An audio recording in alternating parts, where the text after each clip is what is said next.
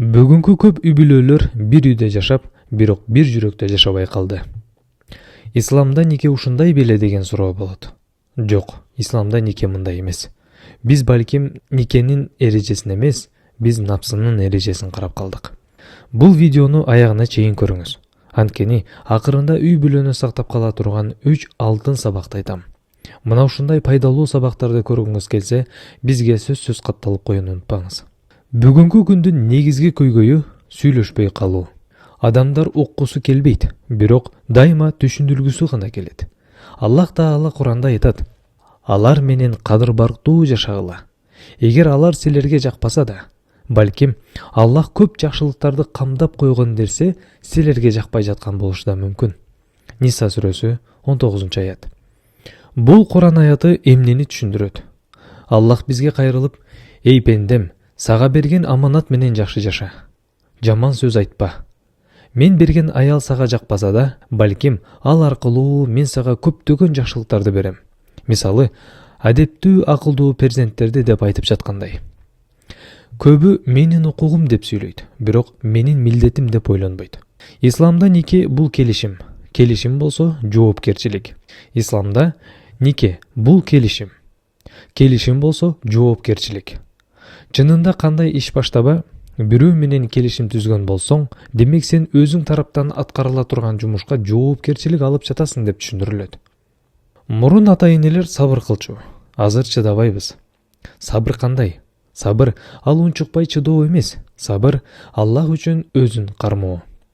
Албетте, бул жерде турмуштагы кыйынчылыктар жөнүндө болууда. Ал эми мен ушундаймын, ичемин, урамын, жаманмын, ойлонбоймун, каалаганыңды кыл, кааласаң сабыр кыл, кааласаң кетип кал деген эркектер тоо жөнүндө эмес. Бул такыр башка маселе. Пайгамбарыбыз саллаллаху алейхи вассалам силердин эң жакшыңар үй бүлөсүнө эң жакшы мамиле кылганыңар деп айткан. Эң жакшы жана имандуу адам мечитте эмес, үйүндө сыналат. Чынында кээ бир эркектер көчөдө жана мечитте өтө туура жана имандуу болуп көрүнөт. Бирок үй бүлөсүнө келгенде чыныгы жүзүн ачат. Бул эң түгөнгөн жана эки жүздүү адам. Аллах алардын катарына кошулуп калуудан сактасын. Амин. Көптөр ойлойт, махабат өзүнөн өзү жоголот деп. Жок, андай эмес. Махабат кам көрбөсөң өлөт, жоголот. Пайгамбарыбыз саллаллаху алейхи вассалам аялын угуп, үй иштеринде жардам берип, жумшак сүйлөгөн. Мындайча айтканда, пайгамбарыбыз эркектин күчү үнүндө эмес, анын адеп акылагында экенин көрсөткөн. Ислам аялды да, эркекти да баалуу кылган. Эркек коргоочу, аял аманат. Эч ким кожоюн эмес. Экөө тең Аллахтын аманаты. Демек эки тарап тең Аллахтын буйруган аманаттарын бекем сактап, кыянат кылбоолору керек. Эгер үй бүлө бузулуп жатса, эркек да, аял да мындай суроону өзүнө берсин. Ал эмне кылбай жатат эмес. Мен Аллах үчүн эмне кылып жатам жана эмне кылышым керек? Мына ушундай суроону берүүсү керек.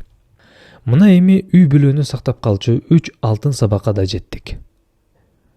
Алардын биринчиси, эркек да, аял да биргелешип, исламдагы эркек жана аял акылары жана милдеттери кандай?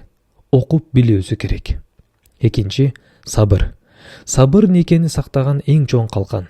Сабыр кылгандарды баалап билели. Үчүнчү, Аллах үчүн жасалган жакшы иш. Аллах үчүн жасалган иш сөзсүз берекелүү болот. Демек, Аллах үчүн үй бүлөңө эң жакшы мүнөзүңдү көрсөт жана эң жакшы амалдарды кыл. Эгер бул видео жүрөгүңүзгө тийсе, демек Аллах сизге белги берип жатат. Үй бүлөңүздү сактаңыз. Анткени ал дүйнөдөгү эң чоң аманаттардын бири.